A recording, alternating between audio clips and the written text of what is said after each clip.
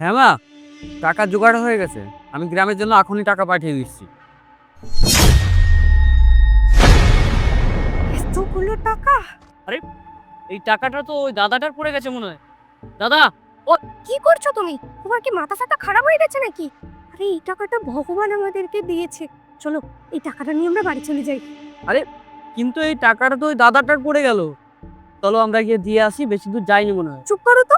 নিজের তো কোনো মুরদ নেই আমাকে কিছু কিনে দেওয়ার। এরকম ছেঁড়া একটা শাড়ি পরে ঘুরে বেড়াই। একটা শাখা শুধু হাতে, একটা পলা কিনে দেওয়ার সামর্থ্য আছে?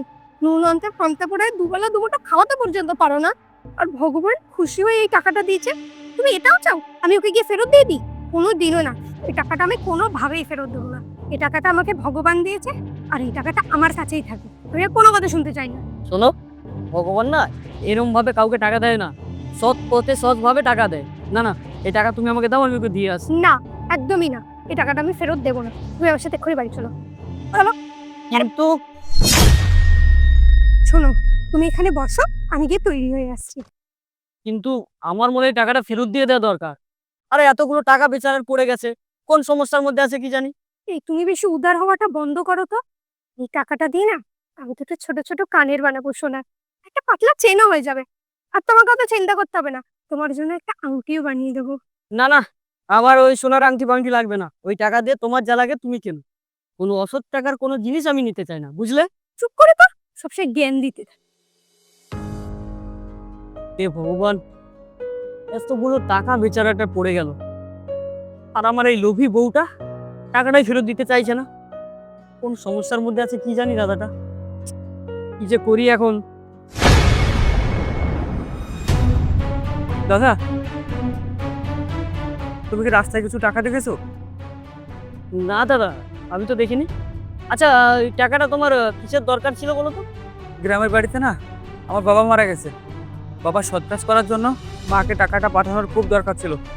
টাকাটা না কোথায় পড়েছে। ঠিক আছে দাদা, আসি আমি। ঠিক আছে।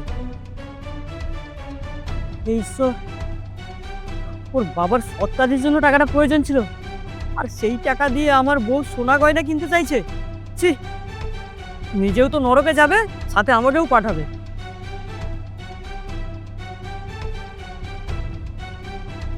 যাই, ওকে গিয়ে কিছু একটা শিক্ষা দিতে হবে, নাহলে কোনোদিনও শোধরাবে না।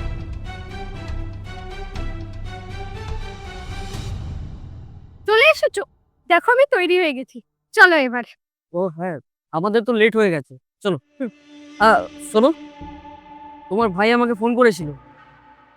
আসলে তোমার বাবাই পৃথিবীতে নেই, তাই তোমার ভাই ফোন করে আমাকে 50,000 টাকা দিয়েছে।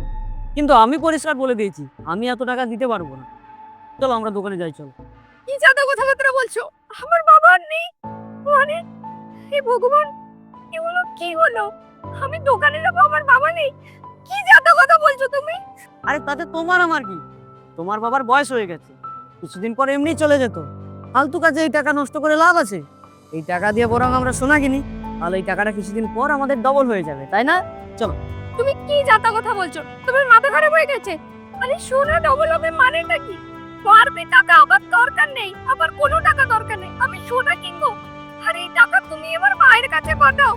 আমার ভাই বোন আছে ছোট ছোট, আর আমার ভাই তো কাজও করে না। এর টাকা কোথা দিয়ে পাবে? তোর বাবার গাঁট কাজ করবে কি করে ওরা? না না, আমার কিচ্ছু চাই না। তুমি দয়া করে এই টাকাটা ওদের ওখানে পাঠিয়ে দাও। একটা কথা বলবো, আসলে আমি তোমায় মিথ্যে বলেছিলাম যে তোমার বাবা আর এই পৃথিবীতে নেই। আসলে এই টাকাটা যার রাস্তায় পড়ে গেছিল তার সাথে আমার দেখা হয়েছিল, আর সেই আমাকে বললো যে তার বাবার কাজের জন্য এই টাকাটা নিয়ে যাচ্ছে। আমি যদি তোমাকে এটা বলতাম যে ওর বাবার কাজের জন্য টাকাটা প্রয়োজন, তুমি টাকাটা ফেরত দিয়ে দাও, তাহলে তো তুমি দিতে চাইতে না। তাই আমি তোমার বাবার বাহানা দিয়ে তোমাকে দেখছিলাম তুমি কি বলো। কিন্তু যেই তোমার বাবার কথা উঠলো অমনি তুমি টাকাটা দিতে রাজি হয়ে গেলে।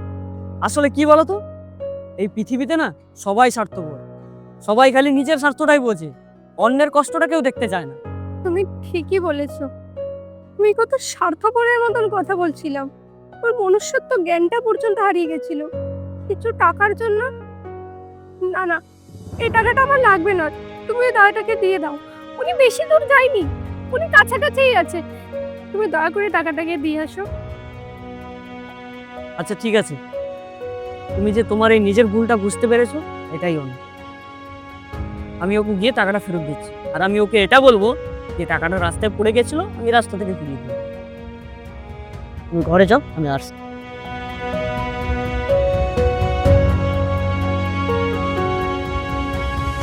এখন আমি এতগুলো টাকা আবার কোথা থেকে জোগাড় করি? মাকে আমি এখন কি বলবো, কিচ্ছু বুঝতে পারছি না। দাদা, হ্যাঁ দাদা, দেখো তো এইটা তোমার টাকা কিনা? আসলে তোমার মুখ থেকে সবকিছু শোনার পরে আমার অনেক খারাপ লেগেছিল। সেই জন্য রাস্তায় বেরিয়ে টাকা খুঁজতে গেছিলাম, আর রাস্তার মধ্যে এই টাকাটা আমি পেলাম। এ নাও তোমার টাকা। দাদা, তুমি আমার অনেক বড় একটা উপকার করলে। এই টাকাটা না পেলে না আমার অনেক বড় একটা মাথায় বাড়ি হয়ে যেত, আমার বাবার সৎকার্যই হতো না। আরে না না দাদা, ঠিক আছে, কোনো ব্যাপার না।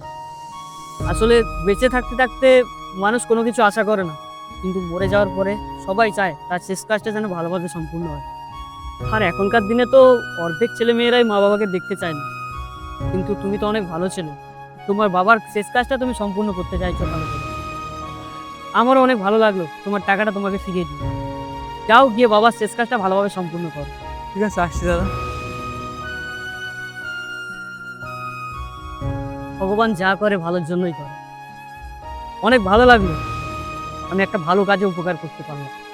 ওনার বাবার সৎ কাজটাও ভালোভাবে সম্পূর্ণ হবে, আর আমার লোভী বইয়ের অহংকারটাও ভাঙবে। যাই হোক, আমি এবার বাড়ি যাই। অনেক ধন্যবাদ ভগবান।